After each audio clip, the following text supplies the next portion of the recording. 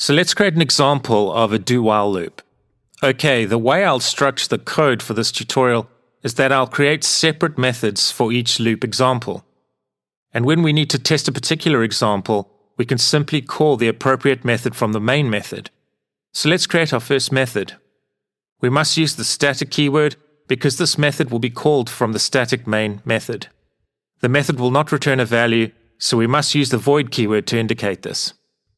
We're going to implement code that executes a do-while loop in this method, so let's name our method loop10 do-while loop. Code that increments an integer variable will be added within the do-while loop. With each increment of the variable and iteration of the loop, the value of the variable will be written to the console screen. So let's define an integer variable and initialize its value to 0.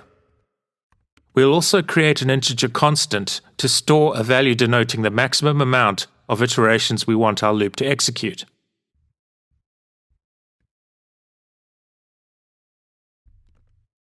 Let's write the structure of the do-while loop. So you can see that the while statement contains the Boolean expression. This expression is evaluated each time an iteration of the loop is executed, which essentially means that the do loop should continue executing iterations when the do-while expression is true. So once x is greater than or equal to 10, and therefore obviously not less than 10, no further iterations for this do-while loop will be executed.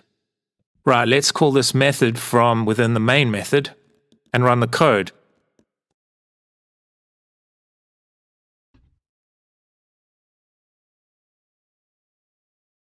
And the result is as expected. 10 values are written to the console screen. Note that the loop first iterates code when x is equal to 0. Because 0 is considered a value, 10 numbers are written to the console screen from 0 to 9.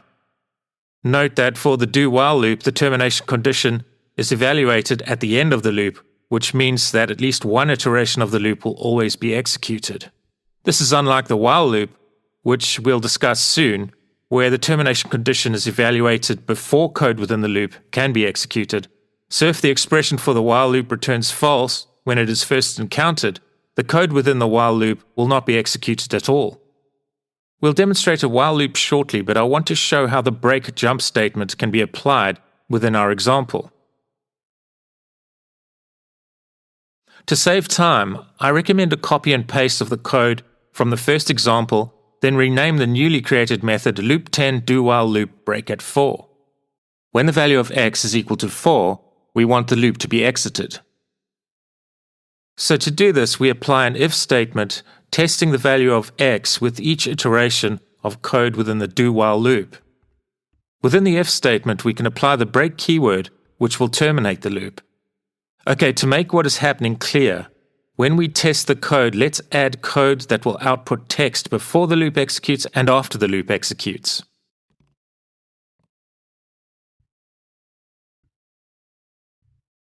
And you can see the values 0, 1, 2, and 3 are written to the console screen. After 4 iterations, the loop was terminated. When the break keyword is executed, the code, if indeed there is code, directly after the loop will be executed. Let's create an example of a while loop. So let's create a method named loop10 while loop. In this example, we'll implement the same functionality as our first example, but instead of implementing the code using a do-while loop, we'll use a while loop. So we'll use the static keyword and the void keyword when creating our new method. There are no parameters for this method, so the brackets following the method name are empty. So let's define our x variable and initialize it to 0. Let's create our integer constant denoting a constraint on the amount of iterations that can be executed for our while loop. Let's implement the while loop structure. And you can see that the termination condition is found at the top of the loop structure.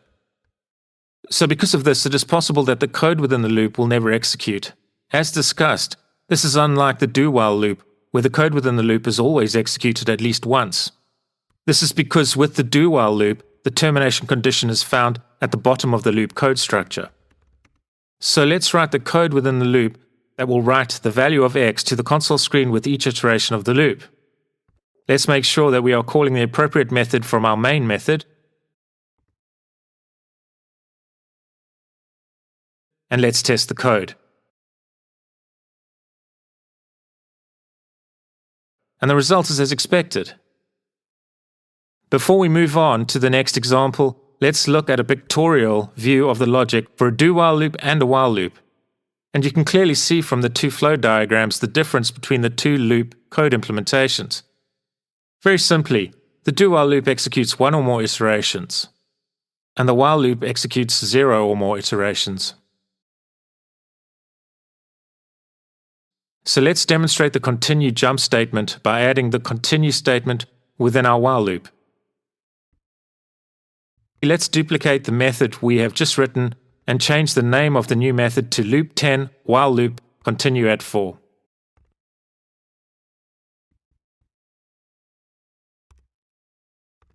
Let's write an if statement within the while loop.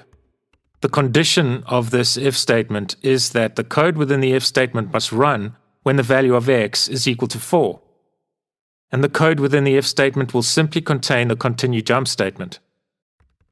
Let's make sure we are calling this method from our main method, and let's test the code.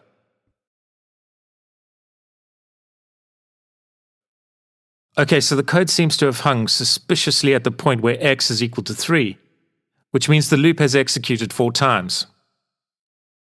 What could be the problem? Okay, so what is happening is that the continue functionality has caused an infinite loop. Let's take a closer look at what is happening by putting a break in the code and stepping through the code. So you can see that the continue jump statement is continually being hit, therefore jumping to the while termination condition each time it is hit. So the termination condition is being run once the continue statement is executed, and because the code below the continue jump statement that increments the x value is not being run, x is always equal to 4. Code to increment the x value is not being hit. So when the expression in the termination condition tests the value of x against the value in the max value constant, which is set to a value of 10, this test condition is always true, so the loop will execute infinitely. The continue code causes the code below the continue statement to never execute, which means the value of x will always be less than max count. So we are missing a line of code to ensure that an infinite loop is avoided. We need to increment the x value within the if statement before the continue jump statement is executed. Right, now let's test the code. And the result is as expected. So now you can see by the result that when x is equal to 4, the code that writes the value of x to the screen is skipped. But because the value of x is now incremented before the continue jump statement, we are avoiding the creation of an infinite loop, where the expression evaluating whether to continue running the loop is always true. Please see the description below for details of where you can download the code from GitHub. If you feel you've gained value from viewing this tutorial, please consider giving it a thumbs up. It will be greatly appreciated. And please subscribe. If you're already subscribed, please smash the bell icon to be notified of future content, which will be coming soon. Please feel free to engage with me via the comments section. Thank you.